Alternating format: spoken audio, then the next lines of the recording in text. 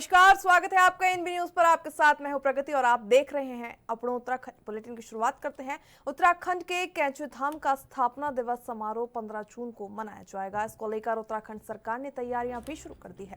स्थापना दिवस मेले में 5 लाख लोगों के पहुंचने की संभावना जताई गई। तो वहीं उत्तराखंड के कैंची धाम का 61वां स्थापना दिवस धूमधाम से मनाने की तैयारियां जारी है। कैंची धाम में हर साल आने वालों की संख्या लगातार बढ़ती जा रही है। भारी भीड़ की संभावना को देखते हुए स्थानीय प्रशासन और प्रशासन ने तैयारियों को तेज कर दिया है। पार्किंग की बेहतर व्यवस्था, क्राउड मूवमेंट और सुरक्षा व्यवस्था को पुख्ता रखा गया है। ऐसे में इन तीनों बिंदुओं पर अधिकारियों को निर्देश जारी किए गए। जरूरत पड़ने पर ट्रैफिक डायवर्जन प्लान भी तैयार है।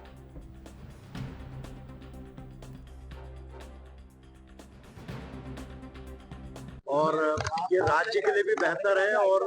और क्या कुछ हम कर रहे हैं सर कि जिससे बेहतर आने वाले जो टूरिस्ट हैं, एक तो उनकी सुरक्षा हमारे लिए पहली प्राथमिकता है। उसके साथ साथ उनकी यात्रा अच्छी हो, उनकी यात्रा आसानी से पूरी हो जाए, लंबे जाम में उनको न फंसना पड़े, अन्य परेशानियों में न जाना पड़े। उसके लिए हम 3 प्रकार की योजनाओं पर काम कर रहे हैं। अल्पकालिक, मध्यकालिक और दीर्घकालिक, तीनों योजनाओं पर हमारा काम चल रहा है, जिससे कि आने वाले समय में कुछ अन्य हम बाईपास इत्यादि का निर्माण कर रहे हैं। जैसे देहरादून में रिस्पना और बिंद्राल पर एलिवेटेड रोड के निर्माण का प्रस्ताव हमारा आगे बढ़ा है। इसी प्रकार कैंची धाम की समस्या भी एक बड़ी समस्या के रूप में आ रही है। वहाँ पर भी यात्रियों की संख्या बढ़ी है, उसके कारण से आने जाने वाले लोगों के लिए कुछ चुनौती खड़ी हुई है। उन सभी पर हम काम कर रहे हैं। कल भी हमने समीक्षा की, आगे भी करेंगे। और भारत सरकार का भी जहाँ इसमें हमको सहयोग देना होगा, भारत सरकार का भी। मुख्यमंत्री पुष्कर सिंह धामी ने गुरुवार को अहमदाबाद में हुए विमान हादसे में जान गंवाने वालों के लिए दुख प्रकट किया। उन्होंने दिवंगत आत्माओं की शांति के लिए प्रार्थना की एवं शोकाकुल परिजनों के प्रति अपनी संवेदनाएं व्यक्त की।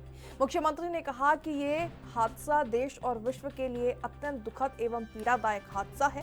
राज्य सरकार की संवेदनाएं इस दुख की घड़ी में मृतकों के परिजनों के साथ है।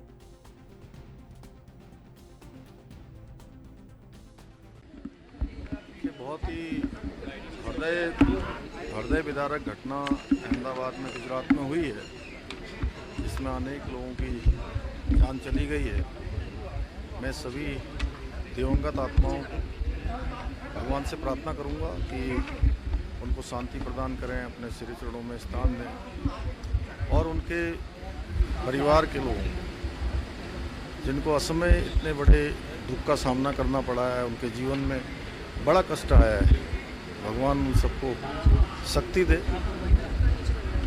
उनके चाहने वालों को, सभी लोगों को, उनके नातेदारों को, रिश्तेदारों को, ऐसे समय में पूरा उत्तराखंड, पूरा देश। चलिए अब खबरों में आगे बढ़ते हैं, जहां नंदा राजजात यात्रा की तैयारी शुरू हो चुकी है। उत्तराखंड में यात्रा 12 साल बाद 2026 में आयोजित की जाएगी। मुख्यमंत्री ने इसको लेकर कहा कि लोक उत्सव के रूप में मनाने वाली नंदा राजजात यात्रा की तैयारियां शुरू कर दी गई है। यात्रा की तैयारियों को लेकर वक्त पर पूरा होने के निर्देश भी दे दिए गए हैं। ऐसे में मुख्यमंत्री ने कहा कि नंदा राजजात यात्रा को उत्सव के रूप में मनाया जाए, साथ ही यात्रा का विदेशों में भी प्रचार प्रसार किया जाएगा। उन्होंने कहा कि ये यात्रा उत्तराखंड की धरोहर है। उन्होंने अधिकारियों को नंदा देवी राजजात यात्रा को देश विदेश में व्यापक प्रचार प्रसार के लिए निर्देशित दिए हैं। ऐसे में भारतीय दूतावास के माध्यम से विश्व में नंदा देवी राजजात यात्रा को पहुंचाया जाएगा। साथ ही उन्होंने इस यात्रा से जुड़ने के लिए प्रेरित होने के लिए भी कहा।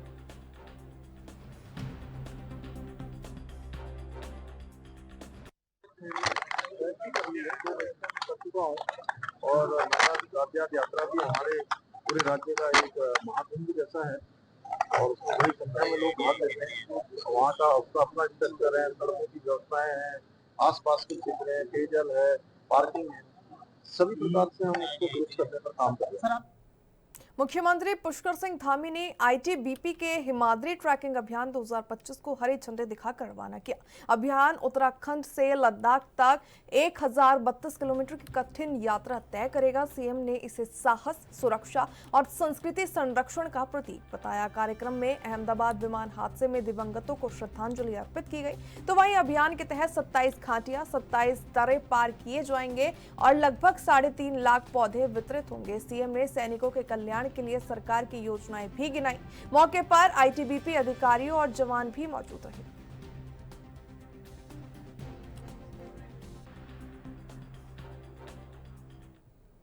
मुख्यमंत्री पुष्कर सिंह धामी की अध्यक्षता में वनजीव बोर्ड की 21वीं बैठक हुई। बैठक में सीएम ने इकोलॉजी और इकोनॉमी के बीच संतुलन बनाने हुए अगले 10 सालों के लिए एक बृहद प्लान तैयार करने के साथ ही वन क्षेत्रों के आसपास इको टूरिज्म की गतिविधियों को बढ़ावा देने पर भी जोर दिया। साथ ही मानव वनजीव संघर्ष की घटनाओं को कम करने पर फोकस करने को कहा गया है। साथ ही आपको बता दें, सीएम पुष्कर सिंह धामी ने कहा कि ऐसी घटनाओं में तत्काल मुआवजा राशि वितरण के लिए डिजिटल ट्रैकिंग सिस्टम लागू किया जाएगा। बैठक में रुद्रनाथ यात्रा मार्ग पर आईडीसी के जरिए संचालित किए जाने वाले और केदारनाथ वन जीव प्रभाग गोपेश्वर में मिनी ट्रांजिट ट्रीटमेंट सेंटर की स्थापना के लिए भी सहमति दी गई।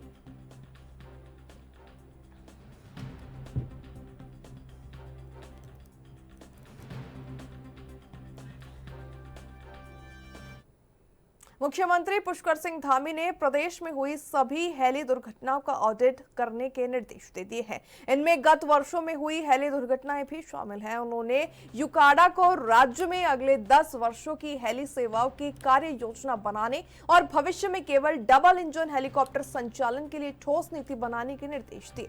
उन्होंने कहा कि पर्यटन और चारधाम राज्य होने के कारण हेली सेवाओं की मांग बढ़ने वाली है। विषम भौगोलिक परिस्थितियों के कारण भविष्य में हेली सेवाएं राज्य का आधार होंगी। मुख्यमंत्री ने राज्य में सेवाएं दे रहे सभी हेलीकॉप्टर कंपनियों के प्रतिनिधि, यूकाडा हेलीकॉप्टर इंस्पेक्शन बॉडी और डायरेक्टर जनरल सिविल एविएशन के साथ प्रदेश की हेली सेवाओं की समीक्षा बैठक की थी। उन्होंने कहा कि हेली सेवाओं के सुरक्षा मानकों में किसी तरह का समझौता बर्दाश्त नहीं होगा।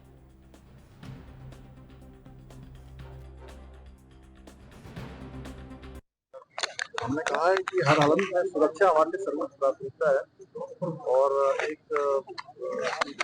इस वर्ष बरसात से पहले हमने इसकी समीक्षा की है, लेकिन आगे आने वाले सीजन में पूरी तरह से नियमित रूप से सेवा चलेगी। इसमें हमने यहाँ हमारा राज्य का यूकाडा जो यहाँ की नोडल एजेंसी है, इसको संचालित करने वाली AIB के लोग हैं और DGCA के लोग सभी के साथ बैठक की है। इसके साथ साथ एविएशन कंपनियां, उनके लोगों से भी हमने कहा है कि भाई आपके कई सारे फेरे लगते हैं और वो सब मानकों के आधार पर लगे।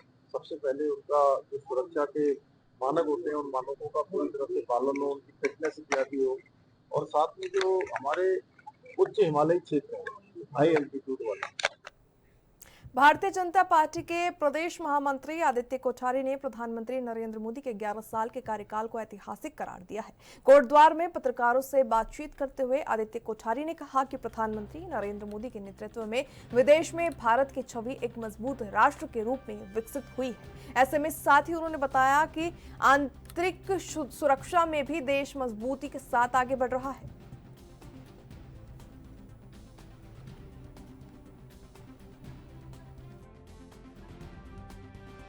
जो अपनी था उसमें सरकार ने सेवा को अपना संकल्प बनाया और सुशासन को अपनी संस्कृति बनाया। सुरक्षा को आदरणीय नरेंद्र मोदी जी ने सर्वोच्च नया भारत प्रधानमंत्री के रूप में काम करते हुए 9 जून को 11 वर्ष पूर्ण हुए हैं और इन 11 वर्षों में हमने इन 11 वर्षों में अपने को सेवा के प्रति समर्पित करते हुए और एक काम करने की एक संस्कृति को डेवलप किया है। देश की संप्रभुता, एकता और अखंडता के लिए काम किया है। हमारी सेनाएं प्रधानमंत्री श्री नरेंद्र मोदी जी के पदभार ग्रहण करने के पश्चात हमारी सीमाएं सुरक्षित हुई हैं। हमारे जो आंतरिक जो झगड़े होते थे, आए दिन दंगे होते थे, उन दंगों में अत्यधिक कमी आई है। नक्सलवाद पर भी जो है कड़ा कुठाराघात जो हमारी केंद्र की सरकार ने किया है। अहमदाबाद में हुए विमान दुर्घटनाग्रस्त हादसे में देश में शोक है। उत्तराखंड के मुख्यमंत्री पुष्कर सिंह धामी ने हादसे पर श्रद्धांजलि अर्पित की। वहीं भारतीय जनता पार्टी की प्रवक्ता हनी पाठक का कहना है कि इस पूरे घटनाक्रम पर भारतीय जनता पार्टी अपनी भावभीनी श्रद्धांजलि अर्पित करती है। जैसे ही ये दुर्घटना की सूचना प्राप्त हुई तो तत्काल प्रभाव से बीजेपी संगठन ने अपने पूरे ही कार्यक्रमों को तत्काल प्रभाव से स्थगित कर दिया। हनी ने कहा कि भारतीय जनता पार्टी घटनाक्रम में हताहत हुए सभी परिवारों के साथ पूरी संवेदना के साथ खड़ी। देखिए, ये जो कल विमान का दुर्घटना का हादसा हुआ है वो बहुत ही दुखदाई हादसा है। इसमें भारतीय जनता पार्टी संगठन पूरी तरीके से जो मारे गए लोग हैं उनके परिवार के प्रति संवेदनाएं व्यक्त करती है।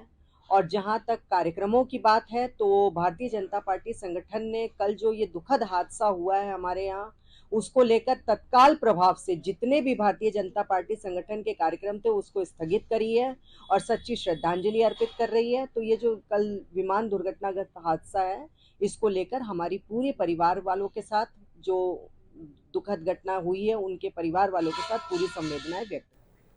प्रदेश की खेल मंत्री रेखा आर्या ने विधानसभा कक्ष में उत्तराखंड ओलंपिक एसोसिएशन और खेल विभाग के अधिकारियों के साथ 23 जून को होने जा रहे ओलंपिक डे की तैयारियों को लेकर समीक्षा बैठक ली। इसको लेकर जानकारी देते हुए खेल मंत्री रेखा आर्या ने बताया कि उत्तराखंड ओलंपिक एसोसिएशन और हमारी खेल विभाग के साथ संयुक्त बैठक हुई है, जिसका मुख्य उद्देश्य 23 जून को ओलंपिक डे के सेलिब्रेशन को लेकर कार्य योजना बनाना था। प्रतियोगिताओं से लेकर किस प्रकार से पूरे प्रदेश के 13 जनपदों में कार्यक्रम किए जाएंगे, उसकी रूपरेखा तैयार की गई। वहीं कौन कौन सा गेम कौन कौन से जनपदों में प्रचलित होगा, ये प्रकार से ओपन एंट्रीज रहेंगे, किस प्रकार से बच्चों का रजिस्ट्रेशन किया जाएगा, हर प्रकार से हमारे राष्ट्रीय अंतर्राष्ट्रीय खिलाड़ियों को बुलावा होगा और 23 तारीख को समापन के समय किस प्रकार से आमंत्रण दिए जाएंगे, इन सब बिंदुओं पर चर्चा की गई।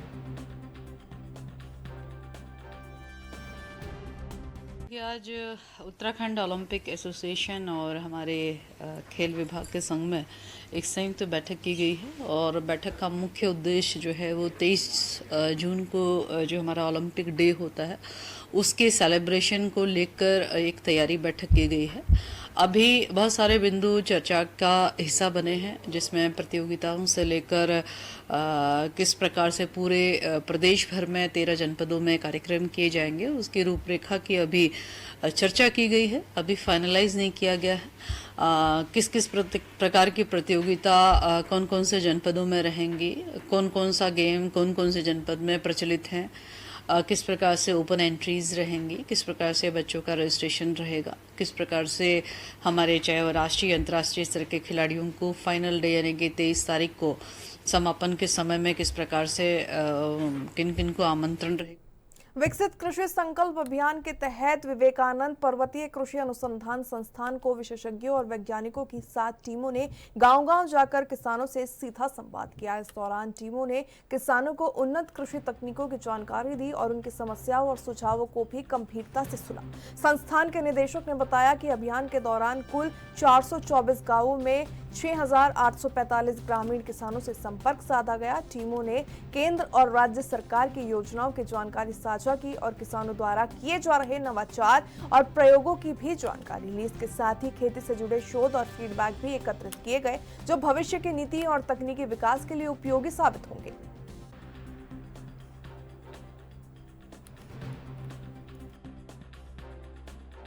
साठ टीमें हमारी गई हैं और जो 424 विलेज कवर हुए हैं और जो किसान कवर हुए हैं वो 6,845 और टोटल 111 विज़िट हुई हैं। इसके अलावा इसमें जो मेन चीज़ें थी, जो इसका मुख्य उद्देश्य था अभियान का, वो ये था कि किसानों को नई तकनीकी को पहुंचाना, किसानों से फीडबैक लेना, चाहे वो तकनीकी के बारे में हो, चाहे आपके जो सरकार की, चाहे वो केंद्र सरकार है या राज्य सरकार की योजनाएं हैं उनके बारे में हो, और अगर किसानों ने कोई नवाचार किया है तो उसके बारे में बात करना। उनके खासकर अगर मैं इसको तालाबों और उपराओं के हिसाब से बांटूं तो तालाबों क्षेत्रों में जो सिंचाई जल की समस्या है वो नंबर 1 पे मैं रखूँगा उसको, और जो उपराऊ क्षेत्र हैं उसमें जंगली जानवरों की समस्या नंबर 1 पे है। तो चलिए, बुलेटिन में फिलहाल वक्त एक छोटे से ब्रेक का, जल्द वापस लौटते हैं।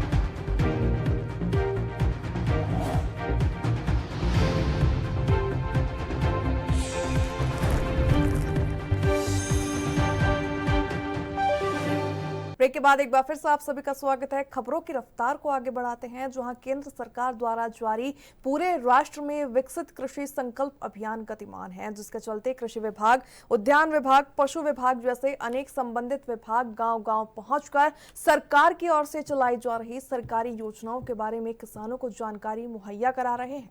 इसी तर्ज पर उत्तराखंड राज्य में भी ये अभियान लगातार जारी है। अभियान के तहत जसपुर में भी विकसित कृषि संकल्प अभियान आयोजित किया गया। विकसित कृषि संकल्प अभियान के तहत एक कार्यक्रम का आयोजन भी किया गया, जिसमें प्रदेश के कृषि मंत्री गणेश जोशी ने भी शिरकत की। गणेश जोशी ने पर्यावरण दिवस मनाते हुए कार्यक्रम में मौजूद भाजपा कार्यकर्ताओं और अधिकारियों के साथ संयुक्त रूप से मिलकर पौधारोपण किया।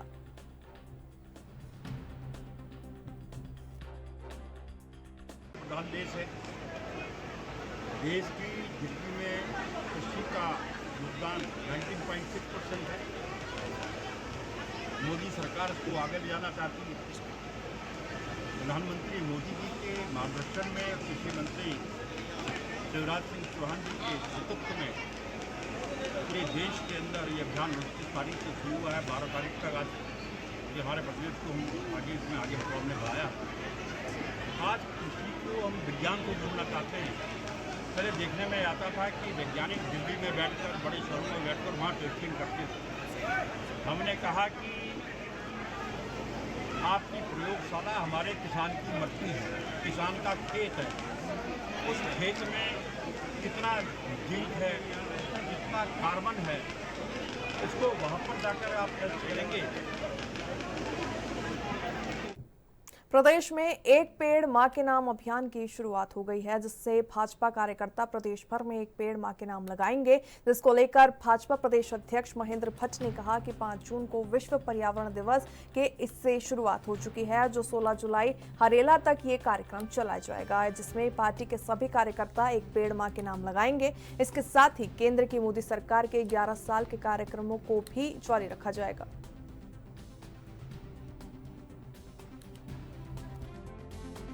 देखिए, 5 जून पर्यावरण दिवस से पूरे देश के अंदर एक पेड़ मां के नाम के अभियान की श्रृंखला प्रारंभ की है। भारतीय जनता पार्टी का कार्यकर्ता, प्रत्येक कार्यकर्ता से हमने आह्वान किया है कि वो एक पेड़ पर्यावरण की दृष्टि से लगाए। और जहाँ भी बीजेपी के कार्यक्रम हो, चाहे मुख्यमंत्री कार्यक्रम है, चाहे मेरा कार्यक्रम रहता है, मंत्री कार्यक्रम होगा, हर कार्यक्रम के पहले, कार्यक्रम के बाद हम एक पेड़ जरूर संचित करेंगे। और ये कार्यक्रम हरेला पर्व 16 जुलाई तक चलेगा। तो क्योंकि पर्यावरण संरक्षण उत्तराखंड की एक नजीर भी रही है, उसमें हम लोग अपना कार्यक्रम आगे बढ़ा रहे हैं। और सेवा, सुशासन, गरीब कल्याण के 11 वर्षों के कार्यक्रम भी पूरे प्रदेश में चल रहे हैं। आज मुख्यमंत्री जी भी हमारे जो उद्यमी उनके एक सेमिनार को संबोधित करेंगे। मैं कल रुड़की में था। हमारे सारे मंत्री, सांसदगण लगातार इन 2 दिनों के प्रेस कॉन्फ्रेंस कर रहे हैं, प्रदर्शनी का उद्घाटन कर रहे हैं। और 11 साल बेबी साल के जो कार्यक्रम है, सेवा, सुशासन, गरीब कल्याण के जो विषय को लेकर देहरादून का नगर निगम हाउस टैक्स न देने वाले लोगों के खिलाफ एक बार फिर कार्रवाई करने की तैयारी में है। वहीं इस विषय पर बात करते हुए नगर निगम के उप नगर आयुक्त गोपाल राम बिनवाल ने बताया कि जो लोग टैक्स नहीं दे रहे हैं, उनके खिलाफ नगर निगम द्वारा कड़ी कार्रवाई की जाएगी। अभी तक विगत वर्ष में 60 करोड़ का हाउस टैक्स नगर निगम के द्वारा वसूला जा चुका है। ऐसे में वर्तमान की बात करें तो वर्तमान में नगर निगम के द्वारा 100 करोड़ का लक्ष्य रखा गया है। 100 से अधिक कमर्शियल प्रॉपर्टी का चिन्हीकरण किया जा रहा है और उनके खिलाफ नगर निगम जल्द ही कार्रवाई भी करेगा।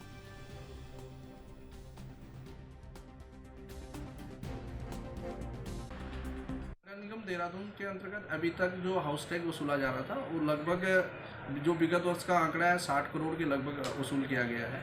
वर्तमान में 100 करोड़ का लक्ष्य नगर निगम की ओर से रखा गया है। और जैसा कि फील्ड सर्वे के माध्यम से जानकारी में आया है कि बहुत सारे लोगों के द्वारा जो कॉमर्शियल प्रॉपर्टीज़ है उसमें टैक्स नहीं दिया जा रहा है। ऐसे 100 से अधिक प्रॉपर्टियों का चिन्हीकरण करते हुए उन व्यक्तियों को नोटिस इशू किया गया है और आगे भी बहुत सारे लोगों को नोटिस दिया जाएगा। नोटिस के उपरांत इसमें जो वारंट जारी करना, कुर्की कार्रवाई जो विधिक प्रावधान है उसके अंदर भी कार्रवाई की जाएगी। और जो कॉमर्शियल प्रॉपर्टीज़ हैं उसमें 100% टैक्स वसूलने की कार्रवाई की। गढ़वाल रेंज पुलिस महानिदेशक राजीव स्वरूप ने मसूरी पहुंचकर कोतवाली का निरीक्षण किया और व्यवस्थाओं की जानकारी ली। इस दौरान उन्होंने बढ़ते ट्रैफिक की समस्या पर भी चिंता व्यक्त की है और मसूरी में पर्यटकों की भारी भीड़ के कारण लगने वाले जाम और चारधाम यात्रा को सुगम बनाने के लिए किए जा रहे कार्यों के बारे में जानकारी दी गई। पत्रकारों से बातचीत करते हुए पुलिस महानिदेशक राजीव स्वरूप ने बताया कि चारधाम यात्रा पर जाने वाले श्रद्धालुओं को मसूरी न होकर अन्य मार्गों से भेजा जा रहा है। साथ ही मसूरी में पुलिस की कमी को देखते हुए अतिरिक्त पुलिस बल की तैनाती की गई ताकि यहां पर लगने वाले जाम और यातायात व्यवस्था को सुचारू रूप से संचालित किया जा सके। साथ ही उन्होंने कहा कि उत्तराखंड पुलिस द्वारा ऑपरेशन लगाम शुरू किया गया है।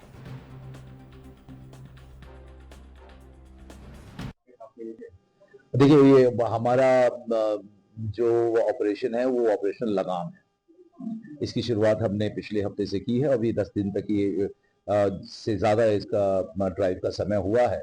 इसके अंदर में सख्त लिहाजे में हम फर्स्ट ऑफ ऑल तो आपके माध्यम से समस्त लोगों को हम अपील करना चाहते हैं कि आपका देवभूमि में स्वागत है। पर्यटन की दृष्टि से चारधाम यात्रा की पर्यटन की तीर्थ यात्रा करें, इसकी दृष्टि से ये इम्पोर्टेंट है कि आप यहाँ पे आएँ, श्रद्धालु आएँ, ग्रीष्मकालीन पर्यटक जो करते हैं वो लोग यहाँ पे आएँ। लेकिन अगर इसके साथ अगर कोई असामाजिक तत्व यहाँ पे आके और किसी तरीके का हुड़दंग करता है या फिर नशे में गाड़ी चलाता है या फिर शराब का सेवन गाड़ी में करता है, बेसबॉल, बैट, हॉकी स्टिक्स और हथौड़ी और ये सब सामान लेके अगर चलता है तो स्टैंडिंग ऑर्डर्स इस ऑपरेशन लगाम में हैं कि उनकी पूरी तलाशी ली जाए, उनके फिंगरप्रिंट्स लिए जाएं। हल्द्वानी में मानसून के सीजन में सबसे ज्यादा तबाही मचाने वाला देवखड़ी और रक्सिया नाले में प्रशासन में अतिक्रमणकारियों को चिन्हित करते हुए नोटिस जारी किया है। देवखड़ी नाले में जहां 206 लोगों ने अतिक्रमण किया है तो वहीं रक्सिया नाले में 386 लोगों ने अतिक्रमण कर रखा है, जिन सभी को 15 दिन के भीतर अतिक्रमण हटाने के निर्देश जारी किए गए। तो वहीं उप जिलाधिकारी राहुल शाह का कहना है कि जिला अधिकारी के निर्देश पर सभी विभागों की टीमों द्वारा सर्वे किया गया, जिसमें ये सभी अतिक्रमण पाए गए हैं, जिनका 15 दिन के भीतर हटाने के निर्देश देते हुए नोटिस भी जारी किया गया।